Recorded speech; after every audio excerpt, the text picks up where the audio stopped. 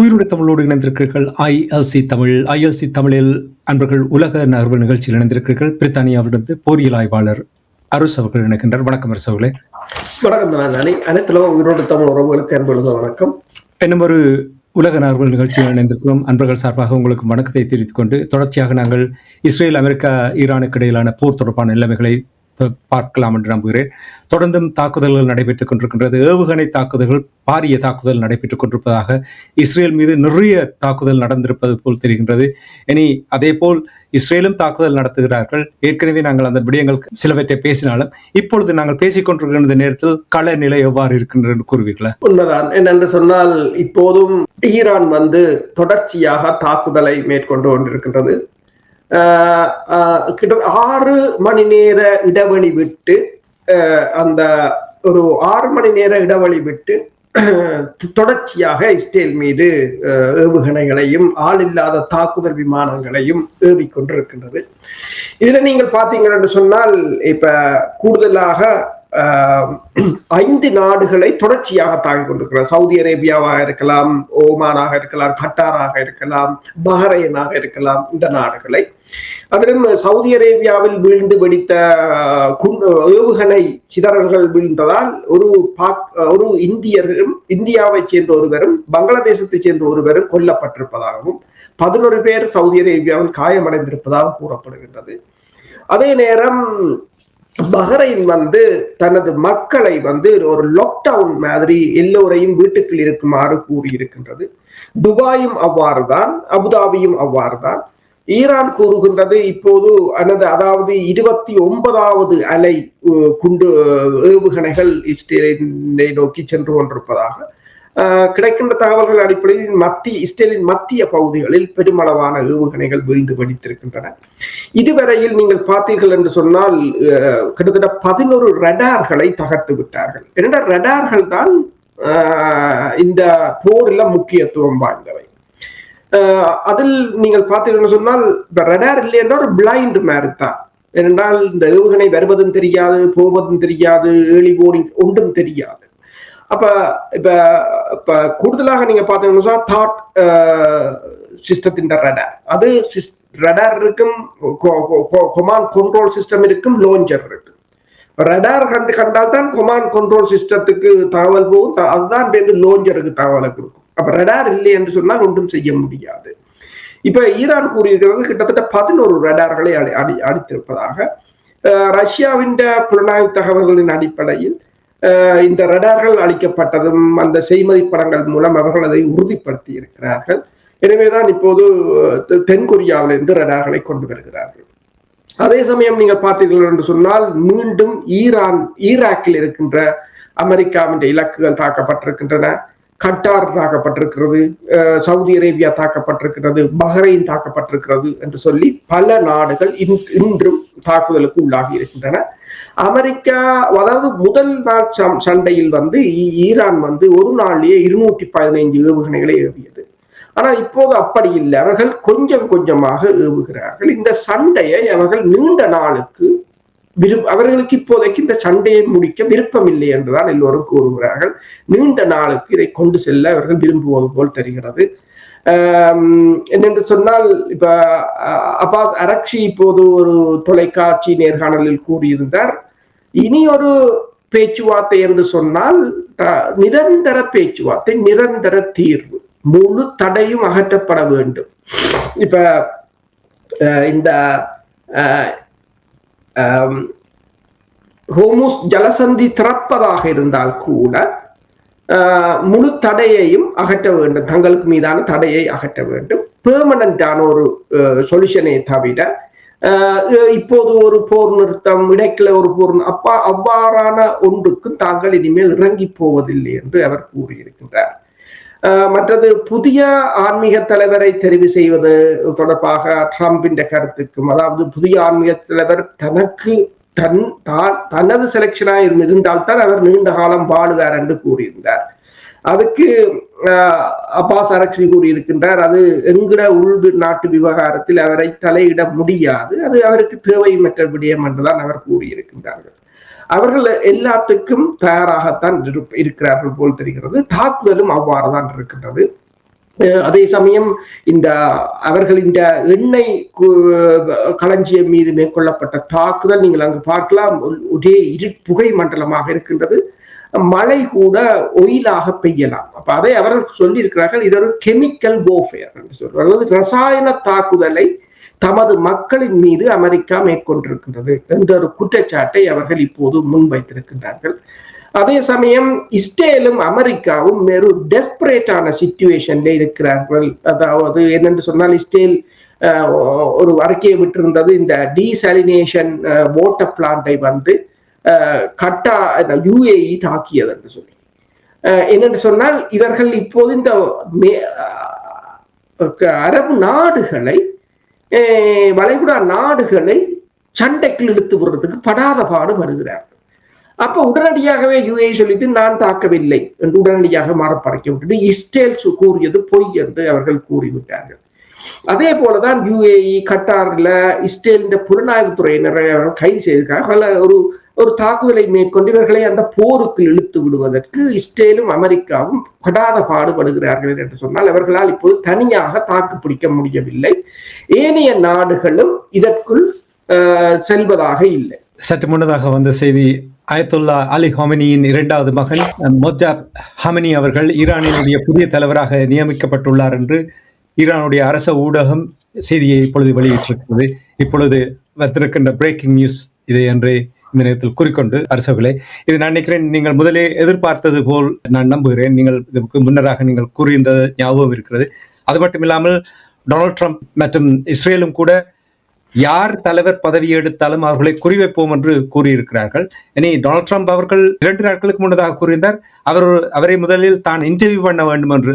அதற்கு பிறகுதான் ஏற்றுக்கொள்ளலாமா இல்லையா என்று கூட, தலைவராக வருபவரை தான் இன்டர்வியூ பண்ணி ஏற்றுக்கொள்ளலாமா இல்லையா என்று என்ன நடக்க போகிறது. அலி ஹாமினி அவர்களுடைய மகனை நியமித்திருக்கிறார்கள், என்ன நடக்கும் என்று எதிர்பார்க்கிறீர்கள் சுருக்கமாக? அவரை மகனை பொறுத்தவரையில் அயத்துல்லா ஹமானிக்கு அவர்தான் இதுவரை காலம் ஆலோசகராக இருந்தவர்.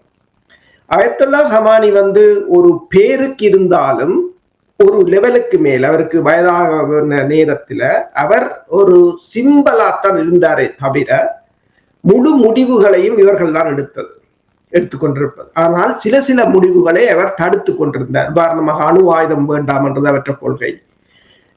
ஏவுகணைகள் 2000 கிலோமீட்டருக்கு மேல வேண்டாம் என்றது. இப்ப 10,000 வடகொரியாட்ட 10,000 கிலோமீட்டருக்கும் இருக்கு. இவர் 2000 காணம் என்று இப்படியான சில கொள்கைகளை வைத்திருந்தவரை தவிர, அதை கட்டுப்பாட்டுக்குள் வைத்திருந்தாரே தவிர, இவர்கிட்ட மிக பிரதான ஆலோசகராகவும் அவர் இந்த மகன் இருந்தவர். அப்ப அவர் இதுக்கு புதிது அல்ல, அவருக்கு அந்த சிஸ்டமும் தெரியும். அது எனவேதான் எல்லோரும் இப்ப ஈரான் புரட்சிகர இராணுவமும் வந்து அவருக்கு தான் ஆதரவாக இருக்கின்றது. என்றால் அவர் ஏற்கனவே அந்த சிஸ்டத்துக்குள் இருந்தவர், அதை நன்கு அறிந்தவர். என்ற போது அந்த ஈரானை அவர்கள் இலகுவாக வழி நடத்த முடியும்.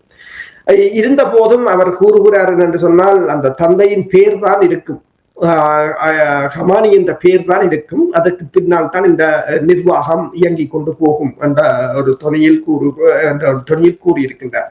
இதில் அனுபவம் முக்கியம். இப்ப மேற்குலக ஊடகம் ஒன்று இப்போது ஒரு கருத்தை தெரிவித்திருந்தது, நெத்தன்யாவுடைய அனுபவம் வந்து அதிகம் ட்ரம்பை விட. எனவேதான் ட்ரம்பை அவர் இலகுவாக ஏமாற்றி கொண்டு ஒரு சிக்கலுக்கு கொண்டு விட்டிருக்கின்றார். அந்தோனி பிளிங்கன் அவர் வந்து பைடன் அரசில் அவர் வெளிவிவகார செயலாளர். அவர் இன்றைக்கு ஒரு பேட்டியை கொடுத்திருக்கிறார். ஒபாமா காலத்தில் கூட இஸ்ரேல் எத்தனையோ தரம் ஒபாமாவை மிரட்டியதாம், நீங்கள் ஈரானுக்கு அடிக்க வேண்டும், இல்லை நாங்கள் போய் தனியாக அடிப்போம் என்றெல்லாம் மிரட்டி ஒபாமா எதுக்கும் அசையவில்லை. கிளின்டனும் அதுதான் கூறியிருந்தார். கிளின்டனும் சொல்லியிருந்தார், ஒவ்வொரு நாளும் ஈரான் ஃபைல் என்கிற டேபிள்ல இருக்கும், ஆனால் நாங்கள் பலத்தை யோசிப்போம். அங்க இருக்கின்ற கூட்டணி நாடுகள், சவுதி அரேபியா, ஏனைய நாடுகள், அது இந்த விளைவுகள் எல்லாத்தையும் யோசித்து போட்டுத்தான் நாங்கள் அதை பிற்போட்டு வந்தது. மற்றது வேற டிப்ளமேட்டிக் சொல்யூஷன்களுக்கான போனது. எங்களுக்கு இது முதலே நடக்கும் என்று தங்களுக்கு தெரியும் என்று அவர்கள் கூறியிருக்கிறார்கள். இப்ப இதுல ஏன் இதை கூறுகிறேன் என்ற அனுபவம். இப்ப இஸ்ரேல் ஜனாதிபதி பிரதமர் பெஞ்சமின் நெத்தன்யாவுடைய அனுபவம், ட்ரம்பின் அனுபவம் இன்மை இந்த மிகப்பெரிய ஒரு சிக்கலுக்குள் அமெரிக்காவை கொண்டு வந்து மாட்டி இருக்கின்றது. என்னென்று சொன்னால், இதுக்கு இந்த சிக்கலை ஒரு வரியில் விளங்கப்படுத்துவதென்றால், போன வருஷம் ஓவல் ஆபீஸ்ல ஜெலன்சியை கூப்பிட்டு வச்சு நீ நன்றி சொல்லல, அது சொல்லல, இது கேவலப்படுத்தி அனுப்பினார்கள். 1000 கொடுக்க மாட்டேன்றார். செலன்ஸ்கி கெஞ்ச கெஞ்ச இல்லையே. இப்ப செலன்ஸ்கிட்ட போய் இந்த ஆளில்லாத தாக்குதல் விமானங்களை சுட்டு வீழ்த்துவதற்கு இந்த ஆக்களையும் ஆயுதத்தையும் தாரியோன்று அமெரிக்கா கேட்க வேண்டிய நிலைக்கு கொண்டு விட்டு இருக்கிறது என்றால் உலகம் எப்படி மாறி இருக்கிறது என்று யோசிப்பாருங்க. இப்ப அதிலும் ஆனால் இப்ப இவர்கள் இணைப்பது போல ஜெலன்ஸ்கி கொடுக்குறேன்னு சொல்லி இருக்கிறார். ஆனால் அது இந்த போரின் போக்கை மாற்றுமாண்டா இல்லை. ஏனென்று சொன்னால் ஷாஹித் 136 இப்பவும் உக்ரைன்ல விழுந்து படித்துக் கொண்டிருக்கிறது. தலைநகர் கிவ்வில கூட இப்பவும் அதுதான் கதாநாயகன். நான் சொன்னேன், அது 2023 அதுதான் கதாநாயகன், இப்பவும் அதுதான் கதாநாயகனாக இருக்கிறது. அதை வீழ்த்த முடியாது. ஏன் மிக் 29 கொண்டு போனார்கள். மிக் 29 ஷாஹித் 136 ஷாஹித் 136 மிக்க சுட்டு வீழ்த்திட்டது. அதுதான் அந்த ஹைலைட்டா இருந்தது. அப்ப அப்படியானது இந்த காலத்துல உங்களுக்கு இப்ப ஒரு போர் விமானம் எவ்வளவு? ரஷ்யாண்ட போர் விமானம் தான் மலிவானது, கிட்டத்தட்ட 30 மில்லியன் 50 மில்லியன். அமெரிக்காண்ட போர் விமானம் $100 மில்லியன். ஆனால் அந்த அந்த $100 மில்லியன் எத்தனை ஷாஹித் செய்துட்டு போகலாம் சொல்லுவாங்க. இதுடன் தேவையில்லாத ஒரு நிலைமை. இப்ப நீங்கள் சொன்னது ஏதோ நான் எங்கேயோ வந்து விட்டேன். இல்ல நான் சொல்கிறேன் என்னன்னா, அனுபவத்தின் அடிப்படையில் உண்மையில் அவருடைய தெரிவு ஒரு ஈரானுக்கு ஒரு நல்ல தெரிவாகத்தான் இருக்கு. சரி, ஈரானுடைய புதிய தலைவராக தெரிவு செய்யப்பட்டிருக்கிறார் மொஜ்தாப் ஹமெனி அவர்கள் தெரிவு செய்யப்பட்டிருக்கிறார் என்ற செய்தி இப்பொழுது சற்று முன்னதாக வந்திருக்கின்றது. அதை உறவுகளுக்கு தெரியப்படுத்திக் கொண்டு இனிய அரசவர்களே, 2-3 நிகழ்ச்சிகளுக்கு முன்னதாக தொடர்ந்து கேட்டுக்கொண்டு வருவேன், ரஷ்யா என்ன செய்கிறது, சீனா என்ன செய்கின்ற என்று. ரஷ்யாவினுடைய வெளிவார அமைச்சர் லாரோவ் அவர்கள் மத்திய கிழக்கு நாடுகளில் உள்ள அமைச்சர்களோடு ஒரு கூட்டம் ஒன்றை நடத்தி இருக்கின்றார். அந்த கூட்டத்தில் என்ன பேசப்பட்டது என்று கூற முடியுமா? உண்மைதான். அவர் அந்த செய்தியாளர் மாநாட்டில் அவர் நல்ல கருத்துக்களை தெரிவித்திருந்தார். அவர் ஏற்கனவே பல தடவைகள் சொல்லி இருக்கின்றார். இந்த போர் தொடங்கிய போது ஒன்றை சொன்னார், இனி ஈரானுக்கு அணு ஆயுதம் தான் பாதுகாப்பானது என்று. இரண்டாவது பிறகு இன்னொன்றை சொல்லியிருந்தார், ஈரானை நாங்கள், அதாவது இந்த போர்ல இஸ்ரேலையும் அமெரிக்காவையும் வெல்வதற்கு ரஷ்யா அனுமதிக்காது, அதுக்கு என்ன விலையையும் ரஷ்யா கொடுக்கும் என்று அவர் தெளிவாக சொல்லியிருந்தார். ஏனென்றால் ரஷ்யாவுக்கு இது ஒரு வாழ்வாசாவா போராட்டம். இதுக்கு முடிஞ்சது என்று சொன்னால் இந்த ரஷ்யா முடியும், அதுல வேற கருத்து இல்லை. அப்ப இதுக்கும் ரஷ்யா அதவேதான் அவள் பலப்படுத்தி வடிவாக வச்சுக்க. இப்ப நீங்கள் யோசிக்கிறீங்களா, உளவு தாக்குதலையும் ஈரான் ராணுவம் தாக்குதல் இருக்கு, ஈரானை குறைத்து மதிப்பிட முடியாது. ஏனென்றால் ஈரான் ஷாஹித் 136 எல்லாம் ரஷ்யாவே ஈரான் தான், அது வேற முடியும். ஆனால் நேட்டோ இன்ஸ்ட்ரக்டர்ஸ் மேல எப்படி உக்ரைன்ல நிக்கிறார்களோ அதே போல இவங்களே இன்ஸ்ட்ரக்டர்ஸ் மேல அங்க நிற்பார்கள் என்றது தெளிவான விடயம். இப்ப ரஷ்யாவின் வெளிவார அமைச்சர் இந்த வளைகுடா நாடுகள் என்ற அத்தனை அமைச்சர் மேருக்கும் நல்ல ஒரு குழு கொடுத்தார். அவருக்கு கூறுகிறார், நாங்கள் எத்தனையோ தடவைகள் உங்களுக்கு சொன்ன நாங்கள் இது ஒரு பிராந்திய போராக மாறும், யாரும் கேட்டது இல்லை. சரி, நீங்கள் இந்த தாக்குதல் ஆரம்பித்த போது தன்னிச்சையாக அமெரிக்காவும் இஸ்ரேலும் தாக்கியதே, அதை கண்டித்தீர்களா? ஒருவரும் கண்டிக்கவில்லை. சரி, 170 குழந்தைகள் இறந்தது உங்களுக்கு பக்கத்துல, ஆறாவது திரும்பி பார்த்தீர்களா அல்லது ஒரு கண்டனம் தெரிவித்தீர்களா? இல்லை. ஆனால் பஹ்ரைன் இந்த தாக்குதலில் ஈரான் அக்ரெசிவா இருக்காம என்று சொல்லி அவர்தான் சொல்லுகிறார், அக்ரெசிவா இருக்காமன்னு சொல்லி நீங்கள் யூஎன்ல ஒரு ரெசல்யூஷனை கொண்டு வாரீங்க எல்லாருமா சேர்ந்து. அதுல என்ன எழுதிக்கலா, ஈரான் அக்ரெசிவா இருக்கு. அப்ப அதுல கூடி ஒரு வார்த்தை அமெரிக்காவும் இஸ்ரேலும் அனைத்துலக சட்டத்தை மீறி தாக்குகிறது என்று நீங்கள் எழுதவில்லை. இன்றைக்கு சுவிஸ் சொல்லுகிறது இது சட்டவிரோத போர் என்று, இன்றைக்கு ஸ்பெயின் சொல்லுகிறது இது சட்டவிரோத போர் என்று. அனைத்துலக விதியை மீறு உங்களுக்கு தெரியாதா? அவர் உங்களுக்கு இது அனைத்துலக விதி மீறல் என்று உங்களுக்கு தெரியாதா என்றுதான் கேட்டார். என்று கேட்டார். அப்ப அவர் என்னன்னு சொல்ற, நீங்கள் ஈரானை கண்டிக்கிறீங்களே தவிர எப்பயாவது இந்த போர் தொடர்பாக அமெரிக்காவையும் இஸ்ரேலையும் கண்டித்திருக்கிறீர்களா? ஒரு சொல்லி இருக்கிறீர்களா? சரி, நாங்கள் சொன்னோம் உங்கள் வான்வழியை கூட ஈரான் கூறியது உங்கள் வான்வழியை பாவிக்க விடாதீர்கள், ஆனால் விட்டீர்கள். தெரியாமல் களவாக செய்கிறீர்கள், பின்பக்கத்தால் செய்கிறீர்கள் இதைத்தான் செய்கிறீர்கள். உண்மையில் சவுதி அரேபியாவின் மன்னர் அண்மையில் அமெரிக்காவுக்கு போன பிற்பாடு மூடிய அறைக்குள் நடந்த சம்பாஷணைக்கு பிறகு அமெரிக்க ஊடகம் சொன்னது என்னென்றால், ஈரானை அடிக்க சொல்லி வந்து சொல்லிவிட்டு போனவர் தான் சவுதியின் மன்னர். மூடிய அறைக்கு மெத்தனையாக 7 தரம் போனவர். இவைகள் எல்லாரையும் நம்பித்தான் ட்ரம்ப் இறங்கினர். என்றால் சவுதிக்கு மன்னர் வந்து சொல்றார், யுஏஇக்காரர் வந்து சொல்றார் ரகசியமா. இவைகள் எல்லாம் ரகசியமா தங்களுக்கு ஒத்துழைப்பின. முதலாவது தலைமை பீடத்தை அளிக்கிறது, அடுத்தது இவையில் எல்லாம் வருவின நாங்கள் கொடியை கட்டலாம். பிரச்சனை எல்லாம் தலைகளா மாறு.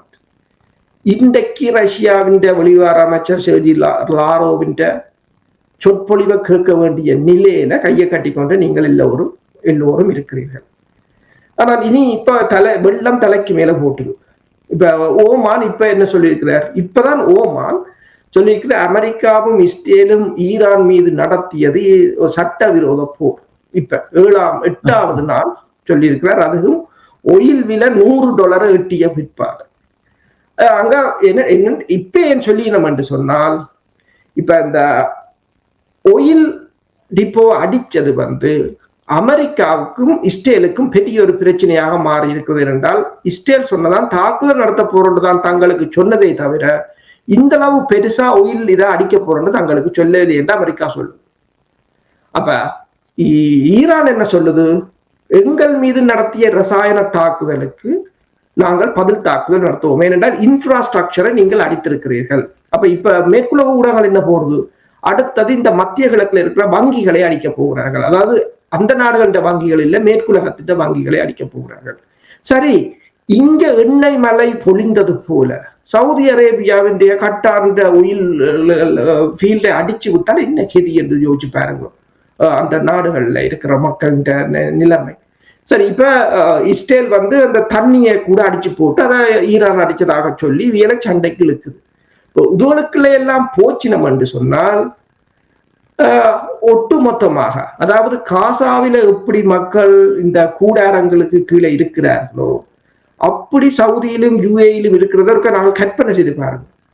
நான் நீங்கள் வேணுமென்றால் இந்த காணொலி எடுத்து பாருங்கள். 2 மாதத்துக்கு முதல் இந்த சண்டை தொடங்கும் முதல் சொல்லி இருந்தோம். அது மேற்குலக ஊடகம் ஒன்றை இல்ல, மத்திய கிழக்கு ஊடகம் ஒன்றை மேற்கோள் காட்டித்தான் நான் பேசியிருந்தேன். அப்ப பேசியிருந்தேன் என்னென்றால், கற்பனை செய்து பாருங்கள், துபாயின் மிக அழகிய ஷாப்பிங் மாலில், துபாயின் மிக பிஸியான ஏர்போர்ட்ல மக்கள் எல்லாம் சிதறி ஓடும் ஒரு காட்சியை நீங்கள் கற்பனை செய்து பாருங்கள். இது தாங்க முடியுமான்ற அப்ப இதுதான் நடக்கும் என்று. ஆனால் அதை விட மோசமாக இப்ப வாங்கி கட்டி கொண்டு இருக்கிறார்கள். அப்ப இவர்கள் முன்கூட்டியே யோசித்திருக்க வேண்டும். என்ன குறைத்து மதிப்பிடப்பட்டது ட்ரம்பின் அனுபவமின்மை. இதுகள் தான் இதுக்குரிய காரணம். உண்மை. நாங்கள் சுருக்கமாக இன்னும் 2 விடயங்கள் இருக்கிறவங்களிடமிருந்து அறிந்து கொள்வதற்கு, ஈரானுடைய தொடர் தாக்குதல் பல ரேடார்களை அழித்து விட்டது என்று சொல்லுகிறார்கள். இதனால் இஸ்ரேலுக்கு பெரிய ஒரு சிக்கலை ஏற்படுத்தியிருக்க. இஸ்ரேலுக்கு மட்டுமில்லை, மத்திய கிழக்கு நாடுகளுக்கும் தொடர் தாக்குதல் நடந்து கொண்டிருந்தால் பெரிய ஒரு சிக்கலை ஏற்படுத்துகிறது என்றால் ஏவுகணை தாக்குதலை தடுக்க முடியாமல் இருக்கின்றது போல் தெரிகின்றது. இந்த ரேடா எவ்வளவு தூரம் அழிந்திருக்கின்ற என்று நீங்கள் நம்புகிறீர்கள்? இதனால் என்ன விளைவுகள் ஏற்படும் என்று பார்க்கிறீர்கள்? ANTPY என்று சொல்லுகிற ரடார் வந்து தாட் ஏவுகணைன்ற ரடார். அதுதான் மிக முக்கியமானது. ஏன்னா தாட் ஏவுகணையை பொறுத்த வரையில் அது வந்து ரடார் முதல் டிடெக்ட் பண்ணி கொமாண்ட் கண்ட்ரோல் சென்டருக்கு கொடுக்கும். கொமாண்ட் கண்ட்ரோல் சென்டர் வந்து லான்ச்சருக்கு கொடுக்கும். லான்ச்சர் ஒரு லான்ச்சர்ல 8 இன்டர்செப்டர்ஸ் இருக்கும், 6 இன்டர்செப்டர்ஸ் இருக்கும். அப்படி 8 லான்ச்சர்ஸ் இருக்கும். ஒரு தாட் வந்து 48 ஏவுகணைய ஏவும். திருப்பி ரீலோட் பண்ண 30 நிமிடம் செல்லும். ஒரு தாட் மிசைல் சிஸ்டத்தை இயக்குவதற்கு 100 படையினர் தேவை. ஆனால் 8 தாட் சிஸ்டம் தான் உலகம் எல்லாம் அமெரிக்கா வச்சிருக்கிறது. அதுல கிட்டத்தட்ட 3 அல்லது 4 அழிந்து விட்டது என்று சொல்கிறார்கள். 25 தொடக்கம் 30% இருக்கலாம், அல்லது சில பேர் 50% என்று சொல்கிறார்கள். இப்ப ஈரான் கணக்கு அதை மேற்குலக ஊடகங்களும் கோடிட்டு காட்டியிருக்கின்றன. சீனாவின் சேட்டலைட்டுகள் அதாவது சண்டை தொடங்குறதுக்கு 2 கிழமைக்கு முதலே இந்த தாடுகள் எல்லாம் எங்கெங்க இருக்குன்னா அவங்க படம் எடுத்து சும்மா ஓப்பனாய போட்டு கொண்டிருந்தாங்க எல்லாத்துக்கும். என்ன ஊறிப்பட்டதால சீனா கிட்டத்தட்ட 300 சேட்டலைட் அங்க அந்த திசையை நோக்கி வச்சிருக்காங்க. 300 சேட்டலைட் அவங்களுக்கு ஒரு பெரிய உங்களுக்கு தெரியும் சீனா அந்த சைபர் செக்யூரிட்டிக்கு சைபர் போஃபேர் ஒரு டிபார்ட்மெண்ட் வந்திருந்தாங்க. 500 இன்ஜினியர்ஸ் வேற ஒரு பெரிய காம்ப்ளெக்ஸ் 500 இன்ஜினியர். அவங்களுக்கு வேலை என்னன்னு சொன்னா எல்லாம் ஹேக் பண்றது, அதுதான் தொழில். அப்ப அப்படியான அது மிலிட்டரி ஹேக்கிங் குரூப் பண்ணிட்டு இருக்குது. அது எல்லா இடம் இருக்குது, அமெரிக்காவிலும் இருக்கு, யூகேலும் இருக்குது. அப்ப கிட்டத்தட்ட இப்ப ஈரான் கருத்தின்படி கிட்டத்தட்ட 11 ரடார்கள் அளிக்கப்பட்டிருக்கின்றன. அது இந்த லிஸ்டுகளும் போட்டிருக்கிறார்கள். அதாவது 4 ANTPY 10 யூனிட், அது கிட்டத்தட்ட ஒரு 2.2 பில்லியன் டாலர்கள். ஒரு ANFPS 132 யூனிட், இது 1.1 பில்லியன் என்று சொல்கிறார்கள். இன்னொரு ANMPQ 65, அது 150 மில்லியன் என்றும், ஒரு பெட்ரியாட் கமாண்ட் கண்ட்ரோல் ஸ்டேஷன் என்று அது 40 மில்லியன் டாலர் என்றும், ஒரு ANGSC 52B என்று சொல்ற ரடார் கிட்டத்தட்ட 40 மில்லியன் என்றும், 7 ரேண்டம் சென்சர்ஸ் என்று சொல்லி ரேண்டம் சென்சர்ஸ் என்று சொல்கிறது கிட்டத்தட்ட 350 மில்லியன் என்றும் போட்டிருக்கிறார்கள். இவ்வளவும் இப்போதைக்கு அளித்திருக்கிறார்.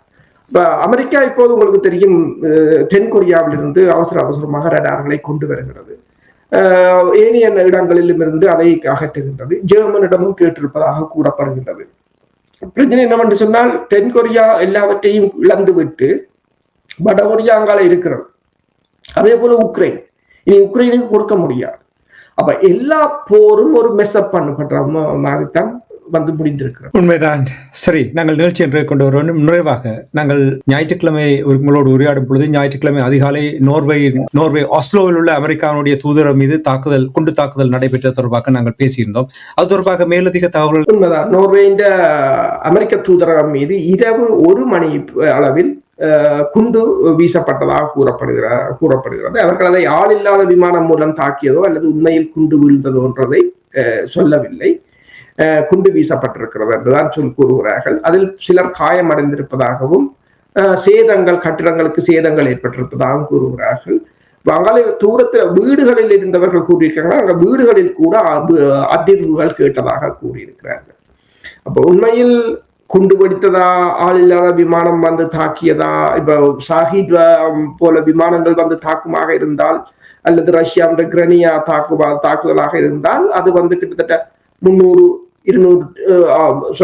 தொடக்கம் 100-150 கிலோகிராமுடைய வெடி மருந்தாக இருக்கும். அது மிகப்பெரிய தாக்கமாகத்தான் இருக்கும். ஆனால் அவ்வாறு என்று சொன்னால் அந்த நோர்வே முழுவதும் ஒரு பனிக் ஆகிவிடும்.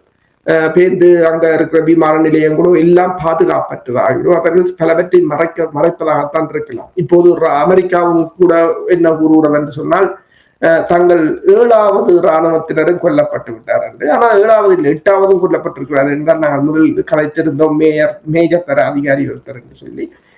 மெல்ல மெல்ல காயமடைந்தவர்கள் அப்படி இறந்தவர்கள் என்று அவர்கள் மெல்ல மெல்ல கூட்டிக் கொண்டு போகிறார்கள் தங்களோட இழப்புகளை.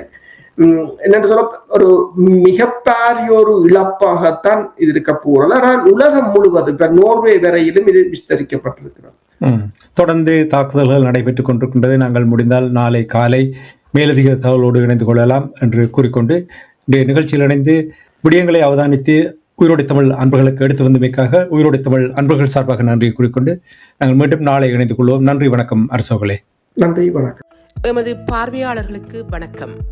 மக்களின் குரலாய் ஓங்கி ஒலிக்கும் இலக்கு மின்னிதழ் மற்றும் உயிரோடை தமிழ் வானொலி ஆகிய இவ்விரு ஊடகங்களும் உங்களைப் போன்ற எமது நேயர்கள் நண்பர்களின் ஆதரவிலேயே இயங்கி வருகின்றன. மிக குறைந்த வளங்களுடன் பல இடர்கள் மற்றும் தடைகளை தாண்டி பயணிக்கும் எமது ஊடகங்களின் பணிகள் மேலும் வளர உங்களால் முடிந்த நிதியுதவியை வழங்கி இன்னும் காத்திரமான செயற்பாடுகளை முன்னெடுக்க உதவுமாறு மிகவும் பணிவன்புடன் வேண்டி நிற்கின்றோம். உங்கள் பங்களிப்பு உங்களின் உரிமை குரலாய் ஓங்கி ஒலிக்கும். நன்றி.